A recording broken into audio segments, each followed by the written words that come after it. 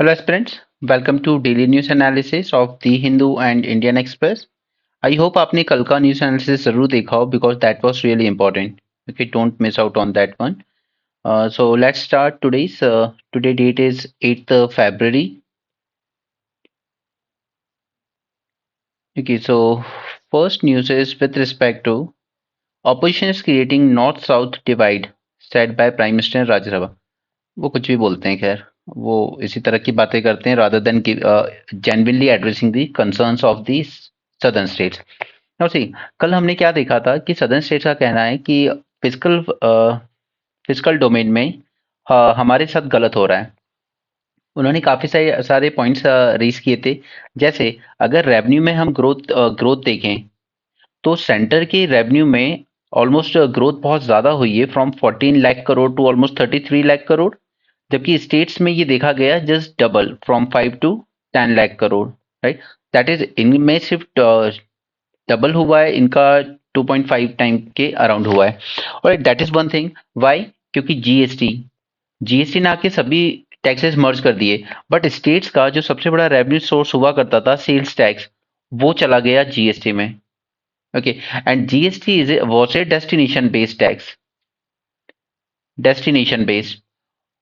और जो southern states हैं they are more of a producer states, Karnataka, Tamil Nadu, right, Hyderabad, that is Telangana, Andhra Pradesh, right. Population कम है तो कंजम्पशन क्या कम होगा, लेकिन प्रोडक्शन ज्यादा होता है, तो इसने नुकसान पहुंचाया, पहला। दूसरा, ओवरऑल जब फिजिकल डिवॉल्यूशन करता है फाइनेंस कमीशन, तो वहां पर आपने डिवॉल्यूशन पूल को ही रिड्यूस कर दिया। व्हाई? क्योंकि आप जो टोटल टैक्स अपना दिखा रहे हो उसमें से सेस एंड सरचार्ज को बाहर रखते हो, एंड गवर्नमेंट ने पिछले कुछ सालों में सेस और सरचार्ज ज्यादा बढ़ाया है rather than the overall tax. Okay, and cess and surcharge are not shared with the states. Clear? जैसे मैंने आपको एग्जांपल दिया था पेट्रोल डीजल का, उस पर लगने वाला टैक्स आपका कुछ 9 रुपीज हुआ करता था पेट्रोल पर, जो कि चला गया 27 रुपीज तक, एंड डीजल पे लगता था 3 पॉइंट समथिंग, जो कि चला गया 32 रुपीज तक। ओके, और अधिकतर ये सब रेस किया गया in the form of cess. 7 times increase किया गया था जब क्रूड ऑयल के प्राइसेस गिर रहे थे। ऑलराइट, तो सेंट्रल गवर्नमेंट ने बहुत अर्न किया यहाँ से, बट स्टेट्स के साथ शेयर नहीं किया उसको।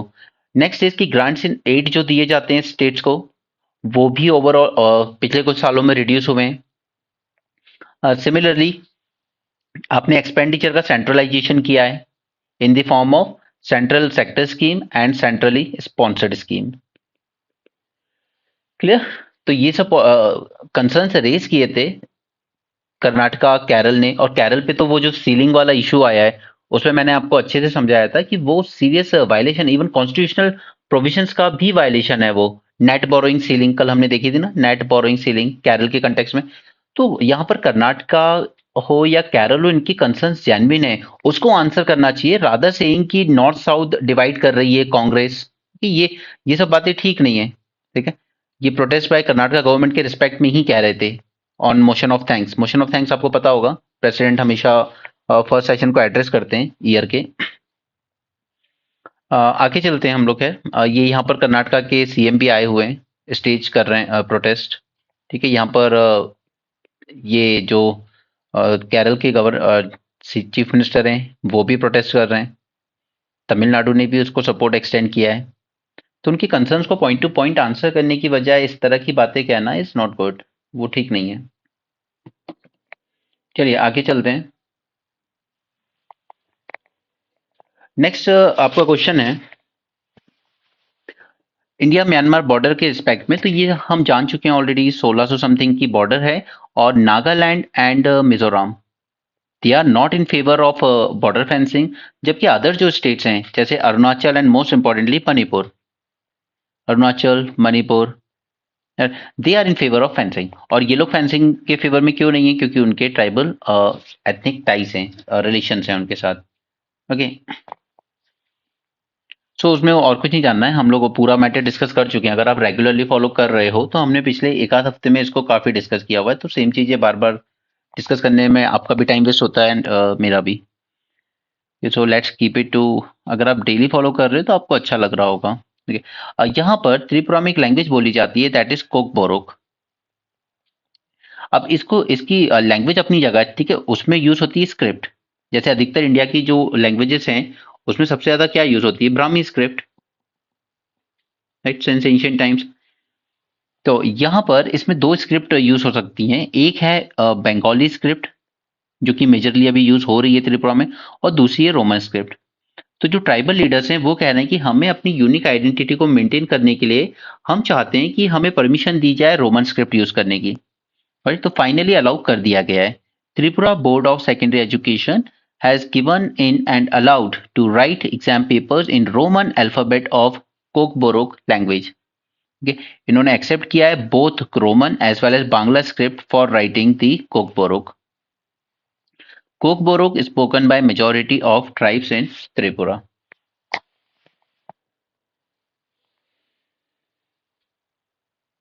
ओके, यहाँ पर फाइनेंस मिनिस्टर भी वही कह रही है, no discrimination and tax sharing. तो मैंने ये वही पॉइंट्स वापस लिख दिए आपके केरल में सीलिंग को लेकर, और उसकी जो मार्केट बोरोइंग है उसको भी इंक्लूड कर लिया गया है। ओके, डिवोल्यूशन पूल आप सेस एंड सरचार्ज ज्यादा इंक्रीज कर रहे हो। सेंट्रली स्पॉन्सर्ड स्कीम जिसमें 77 स्कीम चल रही है, आप कंपेल कर देते हो स्टेट को कि आपका भी जो बजट है उसको भी यहाँ पे टाइड अप कर दो इसके साथ। ओके, तो ये इशू हमने कल अच्छे से डिटेल में डिस्कस किया था। जरूरत पड़ेगी तो फिर से ब्रेनस्टॉर्मिंग में डिस्कस करेंगे, उससे आपका रिवीजन हो जाता है बार बार।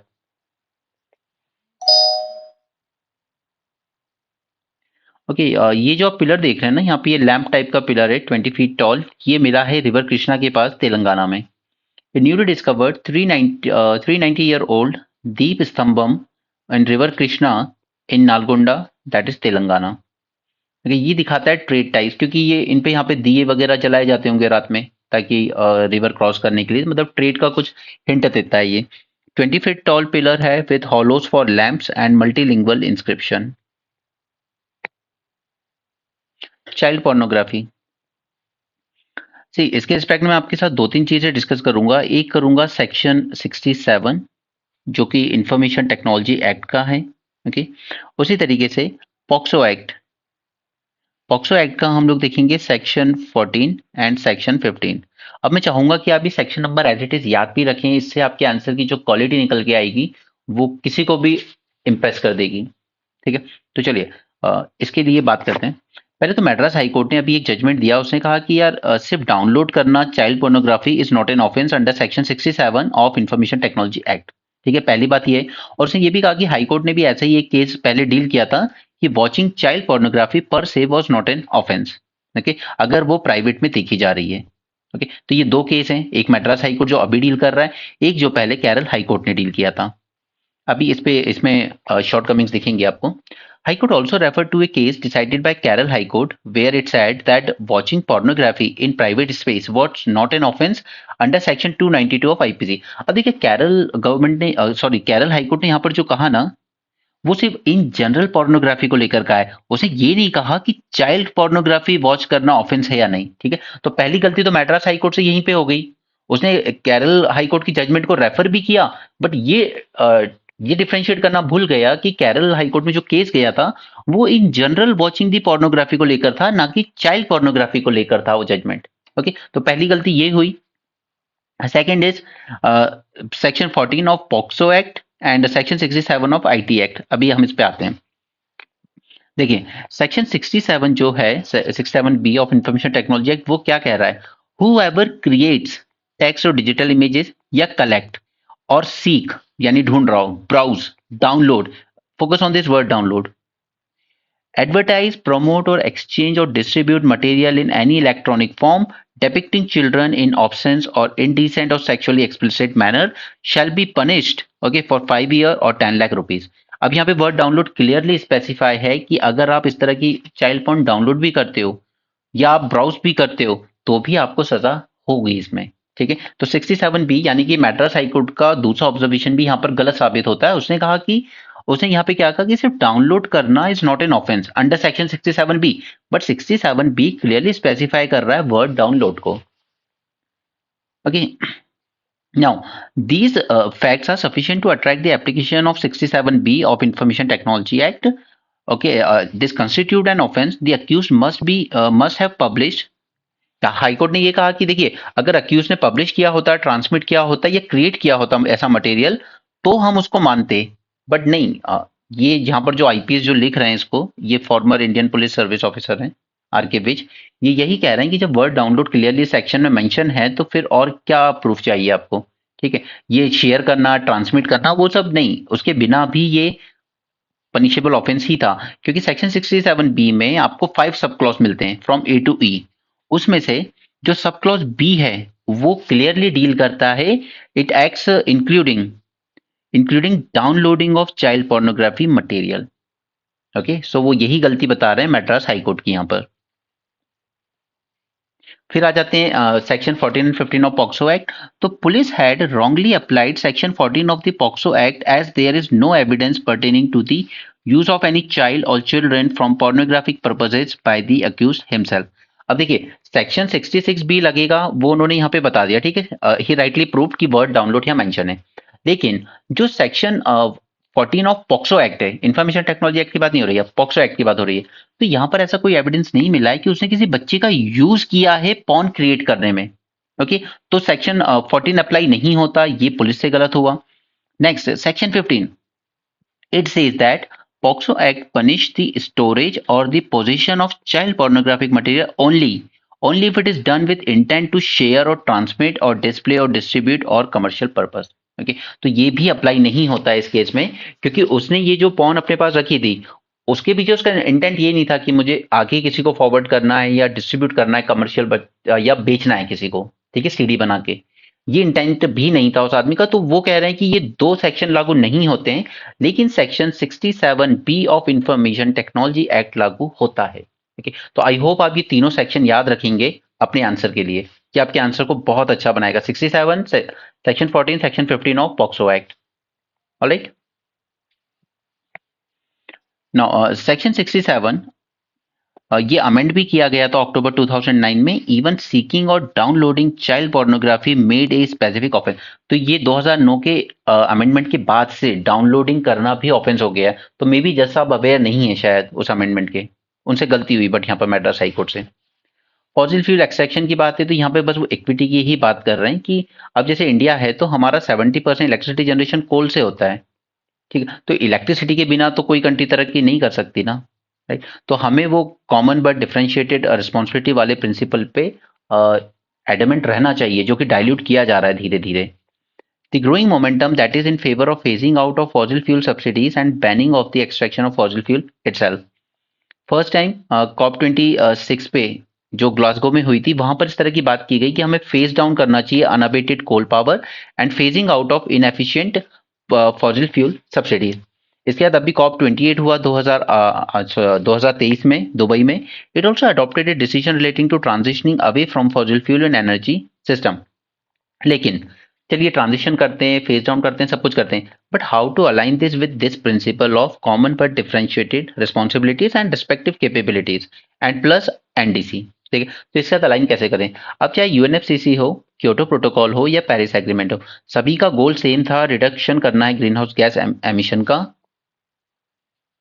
Okay, but in conformity with this principal, okay, common but differentiated responsibilities and respective capabilities, इस प्रिंसिपल को फॉलो करते हुए। अब उसके लिए जरूरी था कि जो डेवलप्ड कंट्रीज हैं वो हमें फाइनेंशियल टेक्नोलॉजिकल हेल्प प्रोवाइड करें। Financially they are better off, ठीक है, उन्होंने सबसे ज्यादा एमिशन करें पहले अपनी डेवलपमेंट में। Technologically also they are better off. Those countries that are heavily dependent on revenues and employment in the fossil fuel sector. अब देखिए इन कंट्रीज के लिए बहुत मुश्किल है। जो कंट्री जैसे कतर है, उसकी पूरी इकोनॉमी गैस बेस्ड है, ठीक, उसी पे चलती है वो पूरी। इंडिया की बात है तो हमारा इलेक्ट्रिसिटी सेक्टर पूरा 70% उसी पर डिपेंड है, और उसमें एम्प्लॉयड कितने लोगों को एम्प्लॉयमेंट मिल रहा है उसमें, तो हम कैसे इस चीज से मूव कर सकते हैं। हालांकि a state is within its right to use natural resources lying within its territory for its economic development, but this is accompanied by a caveat not to cause significant harm to another state।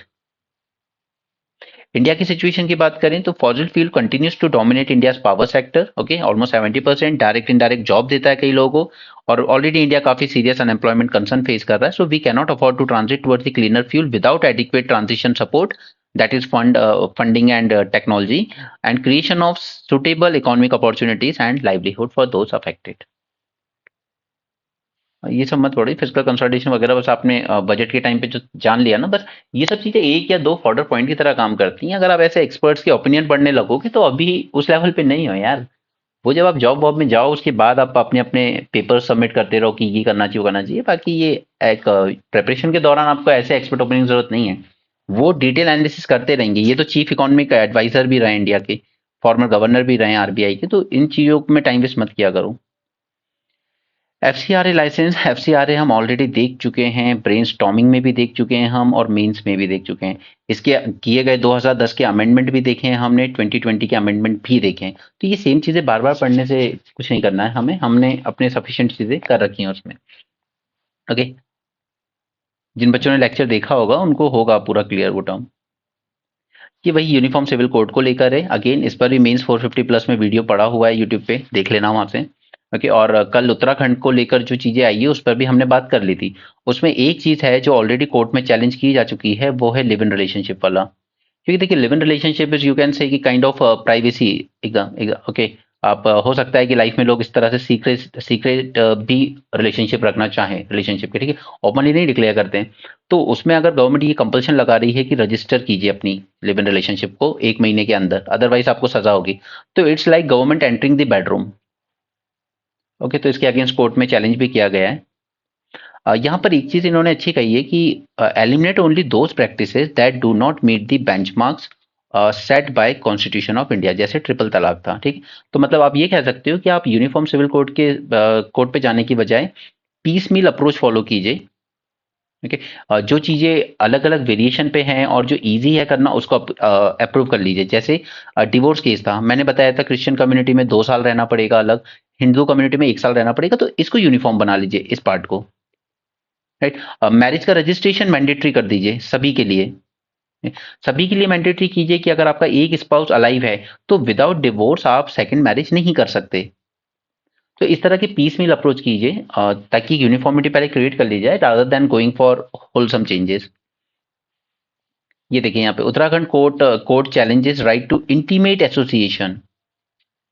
It requires consenting adults who intend to enter in a live-in relationship to submit a joint statement to that effect before a registrar dares individuals freedom to form intimate associations without state monitoring or regulation। कि तो ये शायद थोड़ा सा over reach हो गया है state की तरफ से। कुकीज रोड डेलीगेशन मिलने आया होम मिनिस्ट्री से। कंसर्न्स वही हैं उनके। पहला तो कि आप फ्री मूवमेंट रिजीम जो है 16 किलोमीटर इस तरफ और इस तरफ जाने की जो परमिशन है वीजा फ्री, उसको उसको लेकर इनके कुछ कंसर्न है।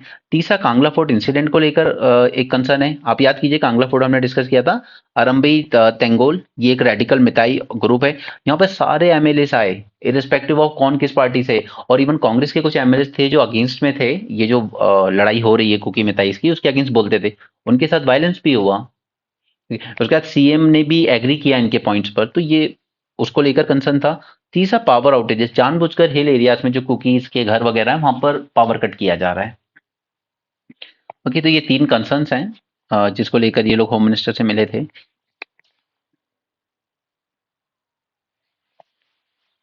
यहाँ पर सुप्रीम कोर्ट का वही कहना है कि देखिए हम पूरे एससी को एक होमोजेनस ग्रुप नहीं मान सकते। कल मैंने इसको इन डिटेल डिस्कस किया, आपको काफी सारे इसमें पॉइंट्स भी दिए जो आप लिख सकते हो वे फॉरवर्ड वगैरह में, ठीक है। तो कल इसको हम ऑलरेडी डिटेल में डिस्कस कर चुके हैं, तो इसमें और नहीं जाएंगे। द ओनली थिंग इज कि constitution bench is examining the question whether individual states could identify and sub classify backward classes within scheduled caste category.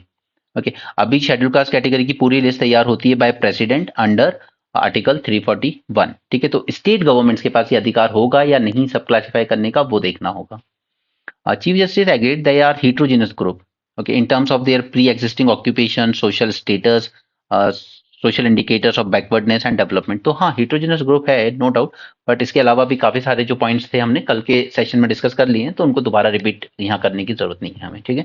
कल का सेशन आप देख लेना। आगे चलते हैं। Maldives at high debt distress. अब देखिए जिसकी जितनी इसकी जीडीपी नहीं है ना उससे ज्यादा तो इस पर डेट हो गया है, बहुत ज्यादा कर्जा हो गया। क्योंकि कोविड के टाइम पर 2-3 साल इसका टूरिज्म सेक्टर बहुत बुरी तरीके से गिरा है, और टूरिज्म सेक्टर ही इसका सबसे बड़ा फॉरेक्स रिजर्व अर्निंग का सोर्स है। कल मैंने आपको लिस्ट भी दिखाई थी, चाइना के तो बहुत ज्यादा बड़े हैं टूरिस्ट पिछले साल से, जबकि इंडिया के थोड़े से घटे हैं। Maldives remain a high risk debt stress set by IMF. It echoed the World Bank's earlier assessment that fiscal strain facing the Indian Ocean archipelago। और उसके बाद भी इनके प्रेसिडेंट को मस्ती चढ़ी है कि मैं अपनी जो आर्मी है उसको मजबूत बनाऊंगा, मॉडर्नाइज बनाऊंगा। आप डिफेंस पे खर्चा मत कीजिए, आप पहले अपने देश की हालत ठीक कर लीजिए। कोई पड़ोसी नहीं है आपके पास जो आपसे लड़ना चाहता है। The tourist arrival are expected to rise further. The island's nation economy is projected to grow at 5.2% in 2024. China is Maldives' largest bilateral creditor, जिसने उसको लोन दिया है, okay, almost $1.4 billion. Maldives' debt to GDP ratio will remain over 115% this year. बहुत ज्यादा होता है।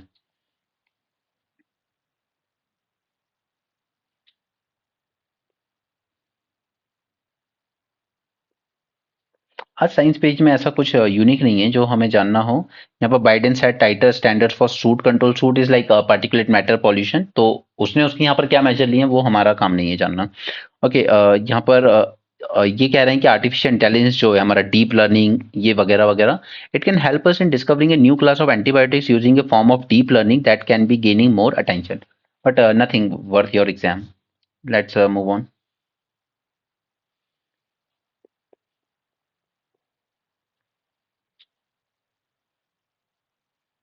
चलिए अब देख लेते हैं इंडियन एक्सप्रेस। कॉमन न्यूज को छोड़ते हैं जो वहां देख चुके हैं ऑलरेडी। ओके, रेजिंग जजेस retirement age on performance not practical. यहाँ पर पार्लियामेंट्री स्टैंडिंग कमेटी थी ऑन लॉ एंड जस्टिस, उसने कहा था कि जजेस की जो एज है, रिटायरमेंट एज, सुप्रीम कोर्ट जजेस की रिटायरमेंट एज है 65 ईयर्स, राइट। और जो हमारे हाई कोर्ट जजेस हैं, अभी हमारे पास 28 स्टेट्स में हाई कोर्ट है। Okay, it's 28 or something else, just a minute, let me check, yeah sorry 25, 28 नहीं, 28 तो फिर सभी जगह हो जाएंगे, sorry for that.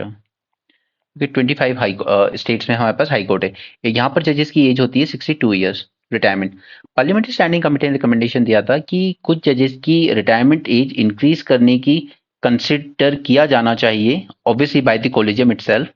Collegium he consider करेगा बेस्ड ऑन कि उस जज की परफॉर्मेंस कैसी रही है, यानी कि जिस जज की परफॉर्मेंस अच्छी रही होगी उसके टेन्योर को एक्सटेंशन मिलना चाहिए। बट अब ये बताइए कि डिसाइड कौन करेगा इनकी परफॉर्मेंस, इवैल्यूएशन कौन करेगा? कॉलेजियम। फिर वही इशू वापस आ जाएंगे फेवरेटिज्म के, फेवरेटिज्म में आ जाएगा ना। आप देखिए, ये डिसाइड करना कि किसकी परफॉर्मेंस अच्छी रही है किसकी बुरी रही है इतना आसान नहीं होता है, ठीक है। तो उसमें फिर वही फेवरेटिज्म वाली बात आ जाएगी कि अपने अपने चहेतों को एक्सटेंशन दिए जा रहे हैं। और अगर मान लो ये चीज कॉलेजियम ना करके ये गवर्नमेंट करना शुरू कर दे, वैसे तो ये पॉसिबल नहीं है, बट अगर गवर्नमेंट करना शुरू कर दे कि चलिए हम आपको एक्सटेंशन दे रहे हैं, तो उससे तो फिर वो सीधे सीधे इन्फ्लुएंस हो जाएंगी जजमेंट, ठीक है। हर जज चाहेगा मुझे आप 3 साल का एक्सटेंशन दे देना, मैं आपके फेवर में जजमेंट देता हूँ। क्योंकि ये चीज अभी भी होती है ना, गवर्नमेंट क्या करती है, राज्यसभा में सीट दे देती है रिटायर होते ही जज को। दीपक जस्टिस मिश्रा, राइट, जिन्होंने अयोध्या केस में जजमेंट दिया था अपना। उसी तरीके से या तो गवर्नमेंट कोई ना कोई कमेटी बना देती है इनकी हेड, इनके अंडर में, ओके। और एक एक मीटिंग जो होती है कमिटीज की, जैसे जस्टिस लोधा कमेटी बनी बीसीसीआई के करप्शन के रिफॉर्म को लेकर, मेडिकल काउंसिल ऑफ इंडिया के रिफॉर्म्स को लेकर, एक एक मीटिंग में मतलब आप आ जाइए बस एक दिन की मीटिंग में और लाखों रुपए पैसे मिलते हैं उसके, 1.5 लाख मिलता है एक एक सीटिंग का।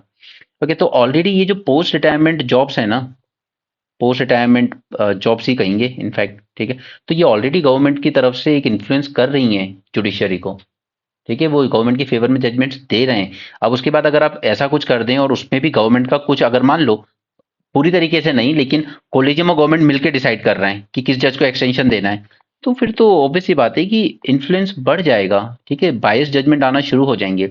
और ये परफॉर्मेंस इवेल्युएट करना इतना आसान काम नहीं होता है। Extending the retirement age of Supreme Court and High Court judges based on their performance may not be practical and will further erode the parliament की power। क्यों? क्योंकि कोलिजियम डिसाइड करेगा तो पार्लियामेंट के पास तो कुछ ऑप्शन नहीं रह गया करने का, ठीक है। As well as undue favouritism, collegium अगर डिसाइड कर रहा तो फिर फेवरेटिज्म की बात तो आएगी वहां पे। स्टैंडिंग कमेटी ने कहा था कि it recommended performance appraisal system for extending the tenure of जजेस of supreme court. Supreme court जजेस रिटायर होते हैं 65 ईयर में, हाई कोर्ट जजेस होते हैं 62 ईयर्स में रिटायर। ओके, 25 हाई कोर्ट्स हैं अभी हमारे पास, ठीक है। और किस बेसिस पे आप जज करोगे इनकी परफॉर्मेंस? उनकी हेल्थ कंडीशन, उनकी quality of judgements, number of judgements delivered, अब देखिए इसमें एक और बात ये आ जाती है कि एक तरफ तो आपके यहाँ पर आप प्राउड करते हो डेमोग्राफिक डिविडेंड है, यूथ पॉपुलेशन है। ऐसे में आपको यूथ को ज़्यादा जॉब्स देनी चाहिए या उनकी जॉब्स और कम कर देनी चाहिए? ओल्ड मैन को रिटायरमेंट एज बढ़ाकर वही कई स्टेट गवर्नमेंट कर रही है पॉलिटिक्स में। और अब आप सुप्रीम कोर्ट में वही कर रहे हो, तो जो यंग लड़के लड़कियां आ रहे हैं as a lawyer, as a जज, उनके प्रमोशन रुकते चले जाएंगे इस वजह से। इसके अलावा कमिटी ने एक और कहा था कि सुप्रीम कोर्ट, अब ये सबको दिल्ली आना पड़ता है इसकी सुनवाई के, बेटर है कि इसकी रीजनल बेंचेस बनाई जाएं। राइट, यानी सुप्रीम कोर्ट रहेगा, मेन बेंच दिल्ली में रहेगी, बट रीजनल बेंच मुंबई में खोल देंगे, चेन्नई में खोल देंगे, कोलकाता में खोल देंगे, ठीक है, ताकि ज्यादा एक्सेसिबल हो जस्टिस। तो सुप्रीम कोर्ट को ये प्रपोजल पसंद नहीं आता है, कॉलेजियम मना कर देता है इस चीज के लिए। क्यों? क्योंकि सबको दिल्ली में पोस्टिंग चाहिए। इनडायरेक्टली बोल रहा हूँ, बट डायरेक्टली तो वो कुछ भी लॉजिक दे लें।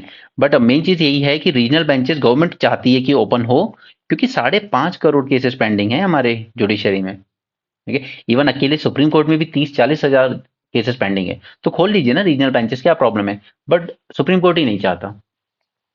इसके अलावा एक और मैटर था कि हम सुप्रीम कोर्ट का बाइफर्केशन करें। इसको भी समझ लीजिए, ये वे फॉरवर्ड में काम आएगा आपको। सुप्रीम कोर्ट का बाइफर्केशन होना चाहिए as a court of appeal and as a constitutional court. क्यों? क्योंकि देखिए court of appeal, high court वगैरह, इतने सारे हाई कोर्ट हैं, उनसे अपील करते हैं लोग जब उनका वहां पे कन्विक्शन हो जाता है, ठीक है। तो ये केसेस उतने ज्यादा इंपॉर्टेंट नहीं है, बट ये पाइल अप होते चले जाते हैं। कॉन्स्टिट्यूशनल कोर्ट, ठीक, कॉन्स्टिट्यूशनल कोर्ट यानी ऐसे केसेस जहां पर कॉन्स्टिट्यूशनल नॉर्म्स को एग्जामिन करने की जरूरत हो, जैसे इलेक्ट्रल बॉन्ड का केस। राइट, ये सीधे सीधे आपका जो कॉन्स्टिट्यूशनल नॉर्म है फ्री एंड फेयर इलेक्शन, उसको चैलेंज करता है, क्योंकि 70-75% फंडिंग जो आती है वो सीधे रूलिंग पार्टी को जा रही है। तो फिर लेवल प्लेइंग फील्ड कहां रह जाती है? कोई ट्रांसपेरेंसी नहीं है। कॉर्पोरेट्स पूरी तरीके से इन्फ्लुएंस कर रहे हैं गवर्नमेंट पॉलिसीज को। ऐसी थोड़ी एक कंपनी 50,000 करोड़ का लोन लेती है और लेस देन 1% पैसे वापस दिए उसका लोन माफ हो जाता है। ऐसे ही नहीं होता है। वो इलेक्ट्रल बॉन्ड के थ्रू फंडिंग दे दीजिए पीछे सरकार को, वो पब्लिक सेक्टर बैंक से आपका लोन माफ करवा देगी। पब्लिक सेक्टर बैंक यानी गवर्नमेंट का बैंक। ओके, तो ये सब कॉन्स्टिट्यूशनल केसेस हैं, इनकी सुनवाई जल्दी होनी चाहिए, लेकिन erectile bond in pending cases की वजह से इसकी जब सुनवाई आई ना, तब 3 साल हो चुके थे इस बॉन्ड को इंप्लीमेंट होते होते। सिमिलरली ईडब्ल्यूएस का केस भी कॉन्स्टिट्यूशनल केस था, ईडब्ल्यूएस रिजर्वेशन का, लेकिन जब इसकी सुनवाई आई तब भी इस ईडब्ल्यूएस रिजर्वेशन को इंप्लीमेंट हुए 3 साल हो चुके थे। जब वो चीज इंप्लीमेंट हो ही चुकी हैं, इलेक्ट्रल बॉन्ड 3 साल से इशू हो रहे हैं बकायदा, तो फिर क्या कर लोगे अब सुनवाई करके? वो तो फिर शॉर्ट शॉर्ट होता है, राइट। तो इसलिए इसका बाइफर्केशन करना जरूरी है, ताकि जो अपील के केसेस होते हैं, जैसे किसी को सजा हुई, जैसे राहुल गांधी को सजा हुई थी, ओके, वो अपील लेके आ जाए, तो अपील वाले केस अलग अलग कोर्ट हैंडल करे एंड कॉन्स्टिट्यूशनल कोर्ट अलग केस हैंडल करे। नाउ कॉन्स्टिट्यूशनल कोर्ट में आपको चाहिए एक्सपीरियंस जजेस का, ठीक, एक्सपीरियंस जज चाहिए आपको, ऐसे न्यू भी नहीं। एक्सपीरियंस ऑब्वियस सी बात है कि अब आप जो कह रहे हो ना कि परफॉर्मेंस बेस्ड, बहुत अच्छी परफॉर्मेंस हो जिनकी, हाँ बिल्कुल कीजिए। यूएसए में क्या होता है, वहां पे जजेस नेवर रिटायर। ओके, वो कभी रिटायर्ड नहीं होते जब तक कि उनको खुद ये फील ना हो कि यार अब मेरी हेल्थ कंडीशन मेरा साथ नहीं दे रही, तो वो खुद रिटायर हो जाएगा। बट ऐसी कोई एज लिमिट नहीं है वहां 65 ईयर्स की। अदरवाइज उसमें क्या होता है, फिर वही चीजें होती है कि मैं सरकार के फेवर में जजमेंट दे दूंगा, फिर सरकार मुझे राज्यसभा में दे देगी, तो मैं 5 साल और कुछ काम कर लूंगा, ठीक है, घर नहीं बैठना पड़ेगा मुझे, राज्यसभा में सीट ले लेंगे। लेकिन यूएसए में जजेस कभी रिटायर ही नहीं होते, तो उसको कोई लालच होता ही नहीं है कि सरकार का आज मैं कुछ सपोर्ट कर दूं तो कल को सरकार मुझे पार्लियामेंट भेज देगी। ओके, तो ये प्रोविजन कंसीडर किया जा सकता है इंडिया में कि चलिए हम भी आपको रिटायर नहीं करेंगे, लेकिन आपको पोस्टिंग दे दी जाएगी फिर कॉन्स्टिट्यूशनल कोर्ट में। ये यहां पर क्योंकि आपके पास एक्सपीरियंस बहुत है, ओके, आपने लॉ को, कॉन्स्टिट्यूशन को बहुत अच्छे से स्टडी किया है। उनमें से कुछ ऐसे जजेस जिन्होंने बहुत अच्छे जजमेंट्स दिए हो, जिनका देखा गया हो हमेशा से कि ये कभी गवर्नमेंट से इन्फ्लुएंस नहीं हुए, उनको कॉन्स्टिट्यूशनल कोर्ट में अपॉइंटमेंट देनी चाहिए। बोले तो यहाँ पे आपका वो एक्सेप्ट भी हो जाएगा रिकमेंडेशन कि हम वो भी बढ़ा रहे हैं आपकी retirement age. At the same time सिर्फ 70 ईयर्स ही मत कीजिए, आप उसको यही कर दीजिए कि हम आपको बिल्कुल रिटायर नहीं करेंगे, आप कॉन्स्टिट्यूशनल कोर्ट में रहेंगे, ताकि कॉन्स्टिट्यूशनल केसेस जो बहुत ज्यादा इंपॉर्टेंट होते हैं उनकी सुनवाई बहुत जल्दी हो और टाइमली हो। ओके, और इंडिपेंडेंट जजेस से हो, उनको कोई लोभ नहीं है, वो रिटायर होने ही नहीं वाले, तो आप क्या पोस्ट रिटायरमेंट जॉब दे लोगे उनको राज्यसभा भेजकर या गवर्नर बना के? एक गवर्नर, एक सुप्रीम कोर्ट के चीफ जस्टिस थे, रिटायर हुए, okay, I don't remember his name, he was made governor of Kerala, ठीक है। उसके बाद इवन लोगों ने कहा कि यार जो ऑर्डर ऑफ प्रेसिडेंस आता है ना, जैसे प्रेसिडेंट फर्स्ट पर्सन, फिर अगले अगले आते हैं, उसमें गवर्नर का जो रैंक है वो चीफ जस्टिस ऑफ इंडिया के रैंक से नीचे आता है, even retired chief justice of India के रैंक से भी नीचे आता है। तो ये जो retired chief justice of India थे, इन्होंने गवर्नर की पोस्ट एक्सेप्ट की, तब लोगों ने यही कहा कि आप तो उस रैंक पे चले गए जो ऑलरेडी आपकी रिटायर्ड रैंक से भी नीचे थी। ठीक है, I just can't recall name of that chief justice of India. बहुत पुराना केस है, 2013-14 के आसपास का केस है। और तो बेटर है कि इस तरीके के जजेस जो इतने एक्सपीरियंस से रिटायर हो रहे हैं उन्हें कॉन्स्टिट्यूशनल केसेस में पोस्ट किया जाए, ताकि वो कॉन्स्टिट्यूशनल केसेस को कॉन्स्टिट्यूशन के एंगल से अच्छे से स्टडी कर सकें। और कोई रिटायरमेंट के इशू नहीं होगा वहां पर। आपको रिटायर नहीं होना है तो आपको इन्फ्लुएंस होने की जरूरत भी नहीं है किसी सरकार से। और इधर कोर्ट ऑफ अपील अपना काम करता रहे अच्छे से, ठीक है, 65 ईयर्स तक का इनका जो टेन्योर होता है उसी में। और फिर जब देखा जाए कि हाँ आप ऐसे ही एक जज हो जिसने कभी सरकार के सामने झुके नहीं, जो कभी किसी भी तरीके से बायस जजमेंट नहीं दिया किसी ने, ठीक है, जैसे जस्टिस यू ललित थे, ठीक है, he was one of the finest, मतलब बहुत अच्छे जज थे। ठीक है? उसी तरीके से एक और जज थे हाई कोर्ट के जो उड़ीसा से रिटायर हुए, उनके बारे में भी काफी अच्छा रिकॉर्ड था, उनका ट्रैक रिकॉर्ड भी। बट ये भी हैरानी की बात थी कि उनको कभी सुप्रीम कोर्ट के लिए भी कंसिडर नहीं है किया कॉलेजियम ने। अब वही बात आ जाती है, मिस्टर चंद्रचूड़ हैं उनके फादर भी रहे, मिस्टर मिश्रा हैं उनके फादर भी रहे, मिस्टर गोगोई थे उनके फादर भी रहे चीफ जस्टिस ऑफ इंडिया। ठीक है, तो वही फिर वो नेपोटिज्म की बात आ जाती है कि एक उड़ीसा हाईकोर्ट में इतना जज, जिसकी मतलब जब वो रिटायर हुए ना, तब सारे वकीलों ने, जैसे वो गार्ड ऑफ ऑनर दिया जाता है ना क्रिकेट में, वैसे गार्ड ऑफ ऑनर दिया गया उनको। इतनी अच्छी इमेज थी उनकी, तो ऐसे इंसान को कभी कंसिडर नहीं किया गया सुप्रीम कोर्ट के लिए। बट यहाँ पर एक retired chief justice of India का बेटा भी चीफ जस्टिस ऑफ इंडिया बन जाता है। ओके, तो ये सारे इश्यूज हैं, मैंने डिस्कस कर लिया आपके साथ। ओके, बाकी जुडिशियरी रिफॉर्म ये अपने आप में मेंस में पूरा टॉपिक है, वो करेंगे हम मेंस के टाइम, या कभी मेंस 450 प्लस में करेंगे। बट आप ये अपनी अंडरस्टैंडिंग बनाते चलिए यहाँ से, इसलिए मैं आपसे ये सब पॉइंट डिस्कस करता रहता हूँ।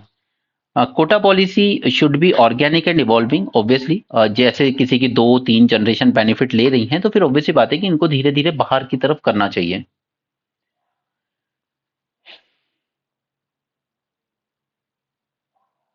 ये पृथ्वी, इसके बारे में हमने बात कर ली थी, ये एटमॉस्फेयर रिसर्च वगैरह करेगा जो, ठीक है, ये स्कीम लॉन्च की थी हमने, हमारी जो मिनिस्ट्री ऑफ अर्थ साइंस है उसने, पहले हमने इसके बारे में डिस्कस किया है। It is a research scheme, just a second, it is a research scheme, चल क्यों नहीं रहा है यार। हाँ, it is a research scheme to boost and maintain research momentum in the field of ocean, atmospheric and polar sciences. Prithvi Vigyan will be umbrella scheme spearheaded by Ministry of Earth Science to help continue many of the ongoing research projects and efforts in the area of atmosphere, hydrosphere, cryosphere, geosphere, biosphere and till 2026. Okay, वो climate के adverse impact वगैरह को study करेगा। Next है कि 1 लाख करोड़ का fund setup किया जाएगा, ऐसा बजट में अनाउंस हुआ है। बट ऑब्वियसली बात है कि इसके लिए प्रॉपर स्कीम तैयार की जाएगी आफ्टर द इलेक्शन, जब फुल बजट पेश किया जाएगा। बट डीप टेक होता क्या है? डीप टेक मतलब advance and disruptive technologies which have potential to trigger transformative change and provide solution. The term is use to describe cutting edge research in nano technology, ठीक है, जैसे हमने nano urea बनाया, biotechnology, ठीक है, जैसे BT cotton, BT mustard type की चीजें, material science, quantum technologies, semiconductors, artificial intelligence, data science, robotics, 3D printing, अब तो 4D प्रिंटिंग पे आ गया है। They all play key role in addressing complex global challenges like climate change, hunger, epidemics, energy, access, mobility, physical digital infrastructure, cyber, मतलब ये हमारी हर field को टच करेगा। ये जो जिसको हम कहते हैं इंडस्ट्रियल रेवोल्यूशन 4.0, ठीक है, ये हमारी हर फील्ड को टच करता है। Obviously it will likely to enhance the productivity. जैसे अगर आज आप चैट जीपीटी देखेंगे ना, आप बस लिख दीजिए वहां पर कि मुझे एक स्टोरी बनानी है, ये कैरेक्टर होंगे, उन कैरेक्टर्स के ऐसे ऐसे नाम होंगे, उसमें एक फलाना प्रोफेशन में होगा, एक पुलिस वाला होगा, इस तरह के। आप बस ये बॉर्डर लाइन दे दीजिए और विद इन सेकेंड्स, मिनट भी छोड़िए, विद इन सेकेंड्स वो आपके सामने एक नई स्टोरी प्रेजेंट कर देगा। ओके, तो जिस स्टोरी को लिखने में आपको काफी टाइम लग जाता, वो स्टोरी आजकल यूं बन जाएगी कुछ सेकंड्स में। बनाते रहिए फिर आप जितनी यक्षिणी बनानी है। Okay, so it is likely to enhance productivity, drive economic growth, and create jobs and offer competitive advantage to countries with strong foundation. So obviously बात है कि हमें भी अपने फाउंडेशन स्ट्रॉन्ग करने चाहिए इस फील्ड में। With its large base of relatively high quality science and engineering manpower, we are well established, and we should ensure the early adoption, share in intellectual property, indigenous know-how and self reliance. तो हमें पहले जरूरत है एक पूरा ecosystem तैयार करने की इसके लिए। तो हम लोगों ने इंसेंटिवाइज कर रहे हैं रिसर्च को। हमने कुछ मिशन स्टार्ट करे हैं, जैसे national mission on transformative mobility and battery storage, और नेशनल क्वांटम मिशन भी स्टार्ट किया हमने। ओके, तो उसी में सबसे लास्ट ईयर जो हमने एक बहुत अच्छा मिशन लॉन्च किया, that is national deep tech startup policy लेकर आए हम। ये this policy is currently awaiting the government approval. Obviously, अब इलेक्शन के बाद ही मिल पाएगी। The policy seeks to address the specific challenges faced by technology startup. अब challenges की जब बात आएगी, सबसे पहले आपके दिमाग में जो आएगा वो है फंडिंग, वो भी लॉन्ग टर्म फंडिंग, क्योंकि ये प्रोजेक्ट्स, ये रिसर्च ऐसे नहीं होते हैं कि कुछ महीनों में हो जाएं। 10-10 साल लग जाते हैं एक कैंसर की दवाई को बनाने में। To compete and collaborate with best in the world, तो गवर्नमेंट ने आइडेंटिफाई करें अराउंड 10,000 सच स्टार्टअप्स। पहला इनके चैलेंजेस अब लिख लीजिए यहाँ पर, ठीक है, हमें क्या करने की जरूरत है। First, we need to create opportunities for long term funding. Second, simplified but stronger intellectual property right regime लानी होगी। थर्ड इज टैक्स इंसेंटिव्स देने होंगे। फोर्थ, कंड्यूसिव रेगुलेटरी फ्रेमवर्क बनाना होगा ताकि रेगुलेशन हो अच्छा। Fifth, development of standards and certification. Sixth, nurturing of talent. And lastly, linkage between the industry, research centre and education institution. Right, अब funding में खासकर क्या चैलेंजेस हैं। सबसे पहला, हमने ऑब्जेक्टिव रखा था अपने सामने कि हम कम से कम 2% अपनी जीडीपी का रिसर्च एंड डेवलपमेंट पर डिनोट करेंगे। बहुत पहले ही, ऑलमोस्ट 2 डेकेड्स पहले, सन अराउंड ईयर 2000 में। ठीक है, तो एब्सोल्यूट स्पेंडिंग तो इंक्रीज हुई, ठीक है, पैसे तो बढ़ेंगे आपके साल दर साल, लेकिन जिस स्पीड से हमारी जीडीपी बढ़ी है ना, उस स्पीड से हमारी रिसर्च एंड डेवलपमेंट पर फंडिंग नहीं बढ़ी है। But absolute spending increase, but as a share of GDP it has come down. We spend just 0.6%, जबकि ग्लोबल एवरेज कितना है, 1.8। फिर मैंने आपको कोरिया का एग्जांपल दिया, 4%, इजराइल 6%। ठीक है, तो हम तो बहुत पीछे हैं इन सबसे। Research and development spend can not rise substantially without partnering with the private sector, और इसके लिए हम लेकर आए नेशनल रिसर्च फाउंडेशन।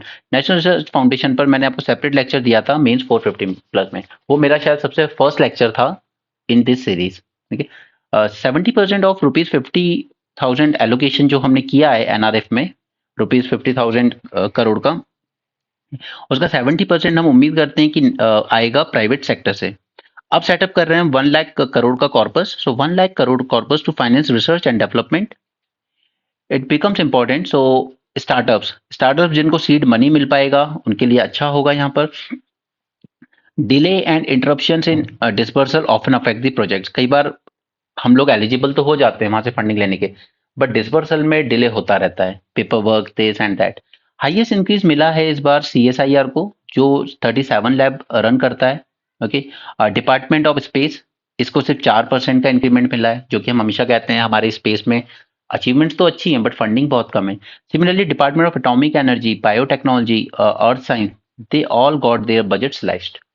जिनके बजट हमें बढ़ाने चाहिए उसके हम कम करते हैं, और हम बजट कहीं और ही दे रहे हैं। हम ये स्टैचू बनाएंगे, वो स्टैचू बनाएंगे, हम लोग वही गलती कर रहे हैं सालों साल। ओके, सो दैट इस टॉपिक की बात हो गई। यहाँ पर हमास ने सीज फायर प्लान के लिए 3 कंडीशंस रखी हैं। फर्स्ट, कह रहा है फेज 1 में हम Israeli women hostage and boys under 19 sick and elderly people को रिलीज करेंगे, और आप भी हमारे विमेन चिल्ड्रन को रिलीज कर दीजिए। Okay, and Israel will withdraw its military from populated areas and reconstruction शुरू कीजिए, स्पेशली हॉस्पिटल्स का in Gaza. This is phase 1। Second phase में other male hostages will be release and Israeli troop withdraw करेंगे from all of the Gaza. Okay, पहले phase में से populated area से, second phase में पूरे गाजा से। Third, bodies and mortal remains of those killed on both side will be exchange. 3 phase का proposal दिया इसे। बट अगर ये एग्री हो भी जाता है ना, तो इसराइल का सिंपल सा गोल था कि हमास को डिस्ट्रॉय करना है। अगर आप ये एक्सेप्ट कर लोगे तो हमास तो रूल करता रहेगा फिर गाजा पे। उसको डिस्ट्रॉय करने का जो ऑब्जेक्टिव था, जिस वजह से इतनी वॉर लड़ी आपने, 27,000 लोग मार दिए उनके, तो फिर आप वो ऑब्जेक्टिव तो डिफीट हो जाएगा ना। तो फिर सिर्फ आम लोगों को मारने के लिए वॉर की थी क्या?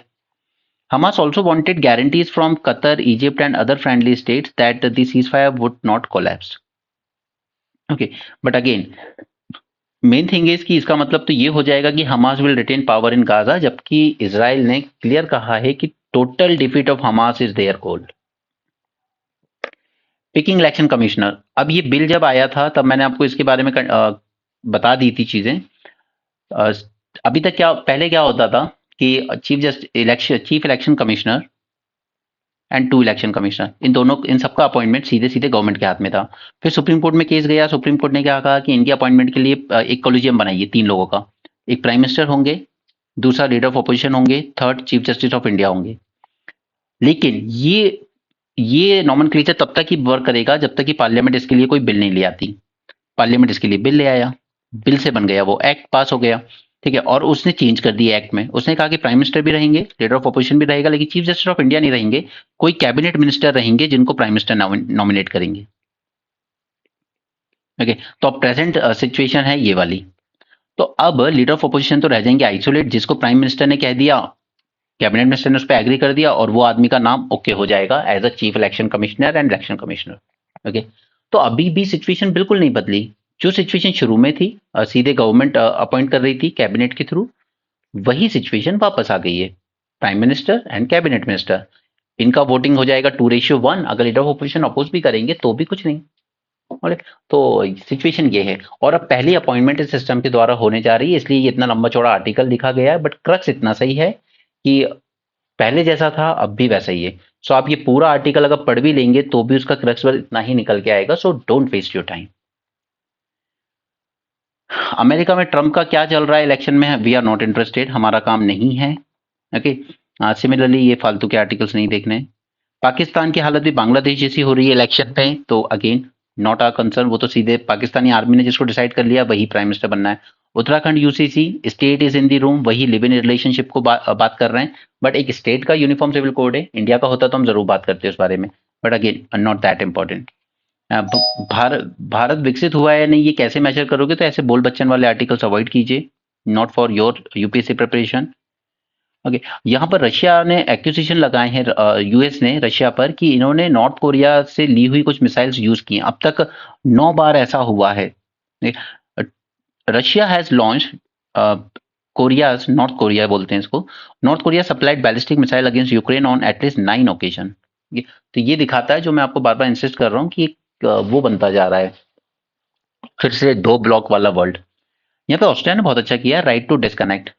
अब जैसे आप लोग अगर कहीं पे जॉब कर रहे हो तो आप लोग ऑफिस से घर आ गए हो, ठीक है, ऑफ वर्क हो, टाइम खत्म हो चुका है वर्क का, उसके बाद भी ऑफिस से फोन आ जाएगा, बॉस का फोन आ जाएगा कि ये बताना वो बताना, तो आपको अटेंड करना पड़ता है।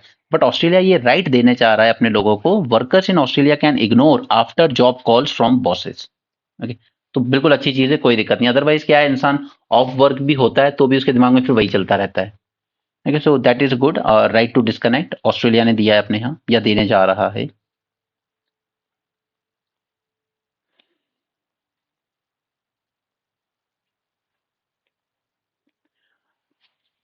13 मीटिंग होने जा रही है डब्ल्यूटीओ की। अब मैंने आपको बताया था यूरोप ने क्या किया है, CBM, carbon border adjustment mechanism, क्या है, एक तरह का कार्बन टैक्स। किस पे लग रहा है, जो भी इंपोर्ट आएगा नॉन ईयू कंट्रीज से, इंपोर्ट फ्रॉम, चाहे वो इंडिया से आए, चाइना से आए, या किसी और कंट्री से जो यूरोपियन यूनियन के बाहर है, तो उसका जब इंपोर्ट आएगा तो उस पर एक एडिशनल टैक्स लगाया जाएगा कार्बन टैक्स के नाम पर, ठीक है। ये क्या करके हमारे यहाँ के लेबर लॉस खराब हैं, या हमारे यहाँ के एनवायरमेंट लॉस खराब हैं, तो एक लेवल प्लेइंग फील्ड देना चाहते हैं अपनी खुद के ईयू में जो कंपनीज हैं उनको। राइट, तो इंडिया ने कहा है कि पहले तो आप ये लेबर और ग्रीन इश्यूज को ना बाहर रखिए डब्ल्यूटीओ के डिस्कशन, क्योंकि आप ये ग्रीन एनवायरनमेंट इन सब के नाम पर ना नॉन ट्रेड बैरियर्स लगा रहे हो हमारे ऊपर। नॉन ट्रेड बैरियर्स यानी डायरेक्ट टैक्स नहीं, बट इनडायरेक्टली आप बैरियर क्रिएट कर रहे हो हमारे लिए। Amid rising environment-related measures being introduced in trade policies such as European Union, carbon tax and deforestation law that could hurt exports from developing nations, India is set to bet for exclusion of labor and environment issues. तो वो India कुछ गलत नहीं कर रहा है। UAE में होने वाली है 13th मीटिंग डब्ल्यूटीओ की। यहाँ पर उनका कहना है कि developed nations have been pushing for non trade issues in the garb of sustainability to reverse the growing trade deficit. US हो, यूरोपियन यूनियन, सबका ट्रेड डेफिसिट है, इंडिया के साथ भी, चाइना के साथ भी ट्रेड डेफिसिट है, ठीक है। तो ट्रेड डेफिसिट को कम करने के लिए क्या कर रहे हैं, जो नॉन ट्रेड इशू है, अब ये एनवायरनमेंट का या लेबर लॉस का ट्रेड इशू से, ट्रेड से क्या लेना देना, ठीक है। तो ये नॉन ट्रेड इशू को भी इंक्लूड कर रहे हैं इस चीज में, in the name of sustainability, right. And they are also pushing for some fundamental changes in the structure of WTO to favour the rich nation. क्यों, मैंने आपको बताया था इसका जो डिस्प्यूट रेजोल्यूशन सिस्टम है डब्ल्यूटीओ का, उसने काफी जजमेंट दी है यूएसए के अगेंस्ट, तो उसने 2019 से इनकी अपॉइंटमेंट ही ब्लॉक करके रखी है। Okay, labor and environment are non-trade issues and this should not be discuss at WTO, बल्कि सेपरेटली UN में जाके डिस्कस कीजिए, WTO में नहीं। And trade barriers should not be erected under the guise of sustainable development. तो ये point आप जरूर अपने आंसर में यूज करना, this is wonderful point. Okay, इस तरह के नॉन ट्रेड इश्यूज को आप in the name of sustainability and environment आप इम्पोज मत कीजिए। India to eclipse China in oil demand by 2027। India's crude oil demand growth is expected to overtake China by 2027, और ये बात कही है इंटरनेशनल एनर्जी एजेंसी ने।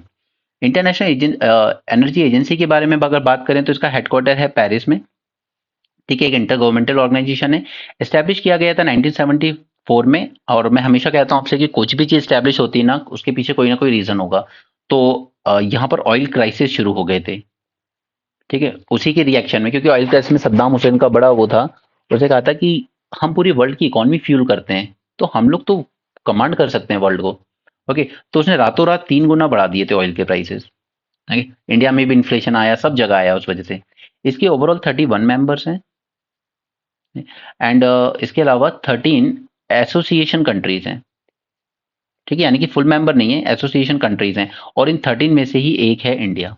ठीक है, तो अगर कभी क्वेश्चन में स्टेटमेंट हो कि India is one of the member, तो no, it is just one of the association member. Okay, वो 31 मेंबर्स अलग हैं। माइक्रोसॉफ्ट ने कहा है हम स्किल करेंगे 2 मिलियन इंडियंस को इन आर्टिफिशियल इंटेलिजेंस। ओके, 2 करोड़ बच्चों को। अब करना कुछ नहीं है, वो तो क्या है कि इंडिया में आते हो तो आपको इंडिया की कुछ तारीफ करनी पड़ती है। ठीक है, जैसे मुंबई आए हुए थे। Microsoft will equip 2 million Indians with skills in artificial intelligence by 25। ठीक है, और प्रोग्राम का नाम इन्होंने कहा है Advanta GE India. It aims to accelerate countries' artificial intelligence transformation and empower its workforce for jobs of future. AI engineering community in India is second only to the US. Okay, और ये जो Microsoft है ना, it has become most valuable company in the world, even Apple से भी ज्यादा। And इनका कहना है कि India artificial intelligence GDP will be $500 billion by 25 when the country's overall GDP is expected to hit $5 trillion. Okay, बाकी सब sports news है। एंड सी हमारी प्रीलिम्स रिवीजन सीरीज चल रही है, वो आपको पता है, brainstorming and mains 450 plus programme चल रहा है। सो डू जॉइन दैम, ताकि आप एक हॉलिस्टिक प्रिपरेशन कर सकें। न्यूज़पेपर सबसे इंपॉर्टेंट है, बट अगेन कई बार आपको दूसरे से सप्लीमेंट्री करना चाहिए सोर्सेज को, ताकि आपकी एक हॉलिस्टिक प्रिपरेशन हो सके। इट्स नॉट लाइक कि जो चीज़ आपको अच्छे से करवाई जा सकती है कहीं और से, उसमें खुद से हार्डवर्क करना हद से ज़्यादा नहीं। आपका मेन काम है जो आपको पढ़ाया जाए उसको ज़्यादा से ज़्यादा रिविजन कीजिए। ठीक है, रादर देन सब कुछ अपने, rather than becoming jack of all cards, just focus on the revision purpose of whatever you're taught. Okay. So that's it for this session. Thanks for joining. Have a great day and keep learning.